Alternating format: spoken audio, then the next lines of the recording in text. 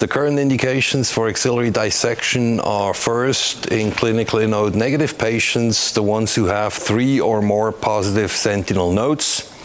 And in the clinically node positive patients, the ones who undergo upfront surgery.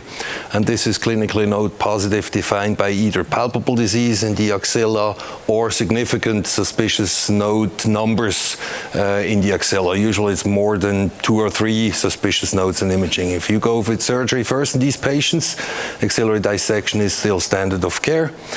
And then in the neoadjuvant setting, in case of residual disease, now we're starting to understand that you can select patients for the omission of dissection who have residual disease. It looks like these are the ones with low volume residual disease, isolated tumor cells or micrometastases, and the ones who have luminal biology where you have more effective systemic therapy down the road.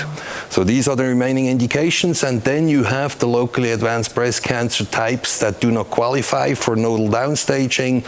The most prominent is inflammatory breast cancer, but at some institutions, CN2, CN3 stage, or even CT4 stage is considered a contraindication for nodal downstaging, and accordingly, one of the few remaining indications for axillary dissection.